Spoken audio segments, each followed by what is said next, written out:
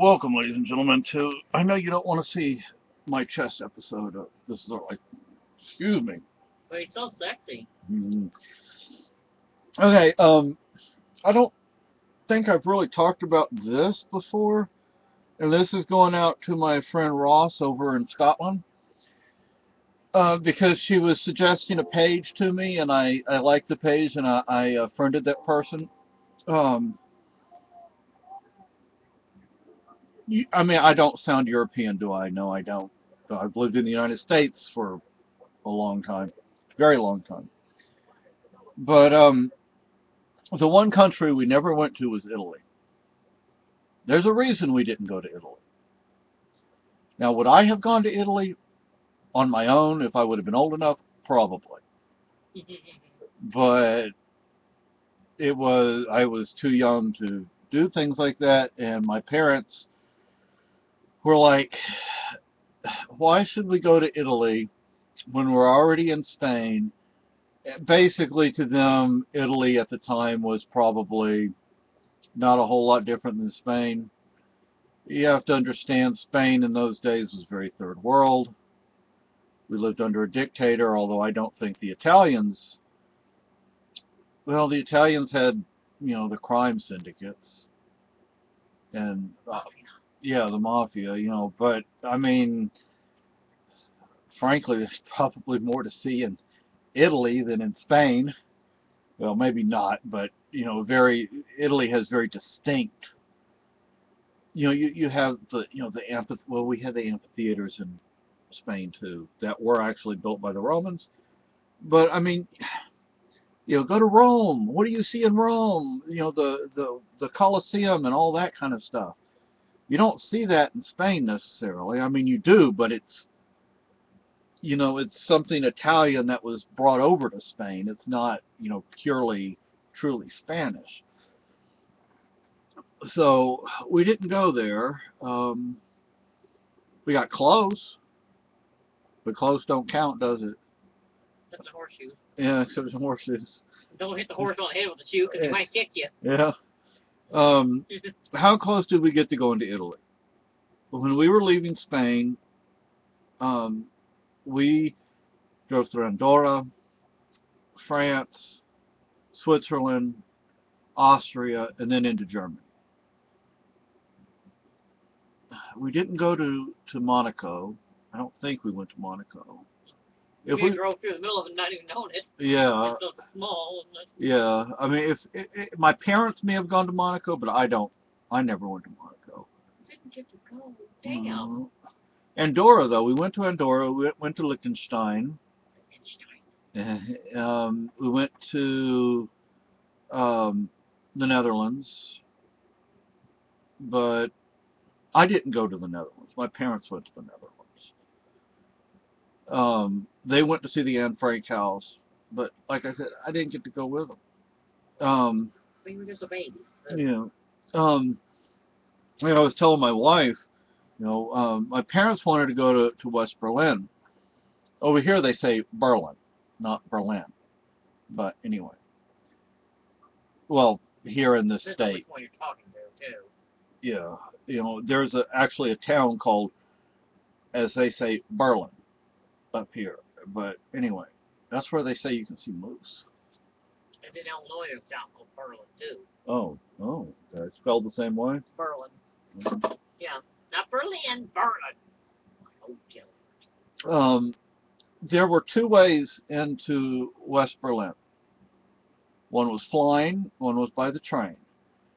Problem is, if you went by train, see, the East Germans would black out the windows on the train.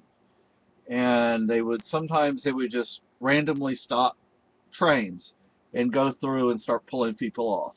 Oh, right. Yeah, so we didn't, well, my parents weren't willing to risk me going, so they didn't go. Flying in, you have to understand, it was still the 1960s. Still kind of dangerous. Yeah, air flight wasn't what it is today. And there were, I mean, if you find, actually, where did I see this? They had like pictures of the sides of the runway, off, not the runway itself, but off the sides of the runway, where there are pictures of wrecked aircraft. And where were they going to put them? You know, they just hauled them off to the side because the runway was narrow, it was short. You know, it was a pre-World War II. It was either World War II or pre-World War II runway. You know, and this is, you know, 20, 25 years after the fact. You know, and by that time it was the jet age, and it was just very dangerous because, you know, you had certain rules you had to go by when you actually flew over East Germany, and then you had this narrow, short runway, and it was just, it wasn't safe, so we didn't fly in. But now we could go, and there is no east-west. It's all just Germany now. Which I guess says something about my age. But Good, at least. yeah. Um, but anyway, so I do like Italian food, and I was looking at that one recipe. Oh my gosh, that looks so good. I'm sorry, but it looks so good, and I was about to get up and start cooking that, but we don't have the ingredients right now, so What is it? don't remember there was shrimp in it. You know how I like shrimp. I like shrimp anyway and every I'm way hoping there I is. don't throw it back out again. You know, Ross, you were actually one of the first people to donate for my wife Thank you. via PayPal, and you can hear her in the background. Um, Man, that's not you don't fall, sweetie. I know. So I'm going to give you an update.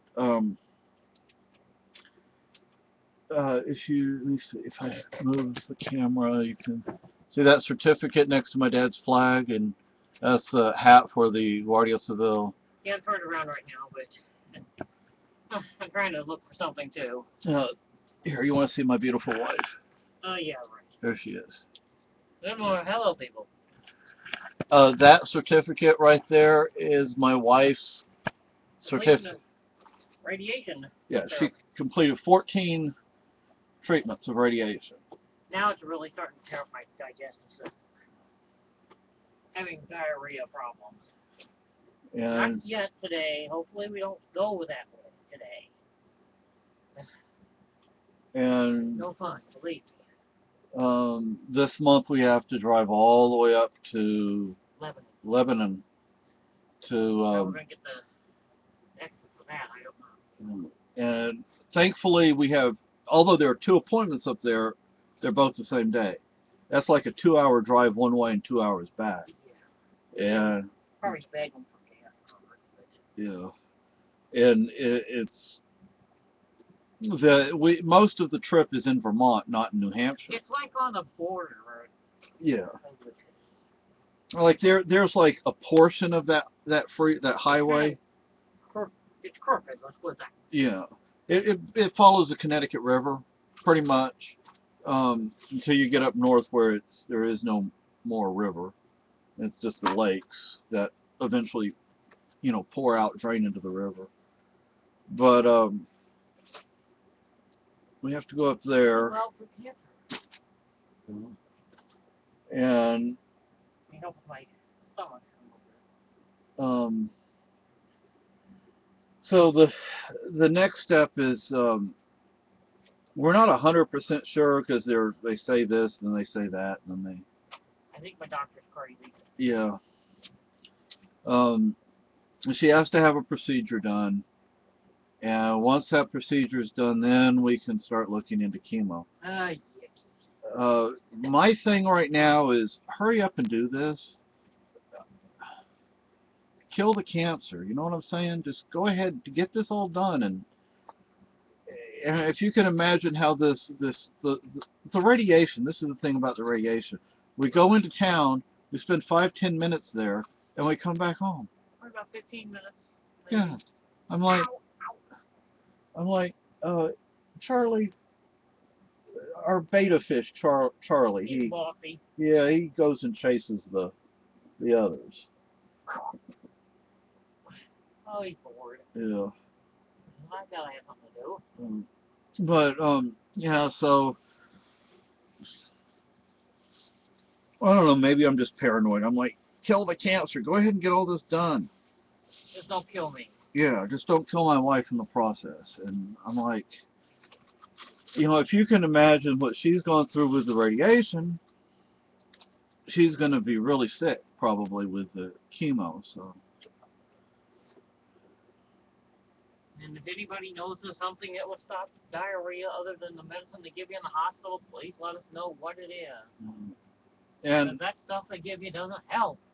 and What did I have to do last night? I ate applesauce and drank black tea sweetened with hot black tea sweetened with sugar, and I think there's something else I ate. Because the applesauce has pectin in it, which helps stop the diarrhea, and the tannins in the black tea help stop the diarrhea. I'm like, oh goody. so It's a wonderful diet. you know, so the chemo is. I mean, right now, I mean, this is the radiation, and they're kind of like, oh yeah, there are no real side effects to the radiation. Yeah, right. And then you start going. Until after it's over, they said. Yeah, well, so it's like there are side effects to the chemo, so we know that. But you know, it's like one thing to know; it's another thing to have to go through it. Yeah. So anyway, I guess I just wanted to say that about Italy. Why? I mean, I would go to Italy. I think it would be nice to go. Italia. I'm sure my wife would like it. You know. It's a real Italian food. Yeah. And of course, I want to go back home to Spain. Yeah, but sounds like Spain's a mess now. Yeah. The thing is, I might not come back. I might stay. But last time I looked up, actually I looked up Colonel Serrano the other day. I couldn't find anything about him. There was one guy I found with the same name, but I couldn't tell if that may have been his father. Colonel Rafael Serrano, he was a comandante for the Guardia Civil for the district, but the district of Cadiz. But I want to go to a tapas bar, not over here, over there. I want to go. I want. Like, I want to see if I can find the the barber shop I had my first haircut in. Barber Seville. Sevilla. Well, you know what I mean. Yeah. The Barber Seville. But right now you need the Barber Seville. Yeah, my hair is. But anyway, so yeah, so oh, and Ross, my grandmother was from Govan or Govan, Scotland. What is it, north of Edinburgh, I believe. Yeah, everybody in my family, including me, is from a different place. So my wife, the only two people in my family that are the only two lines in my family that are actually born and raised in the United States, my wife and my mother. Everybody else, my grandparents, my grandmother was from Scotland, my grandfather was from Ireland, my father was from Canada, I'm from Spain, my sister's from Korea. It's like, oh God. My family's pretty much Germanic. Well, hello, Miss Maggie. This is... Yeah, been a little bit friendly for a moment. Meow. Meow, says. Hey, say hi, everybody. Say hi. Here's a paw. Hey, hi. See, I'm not the cuddliest, friendliest girl, but I'm better than I used to be about it. They don't kiss me. That's human cooties. Yeah. Okay, I'll say bye now. Bye.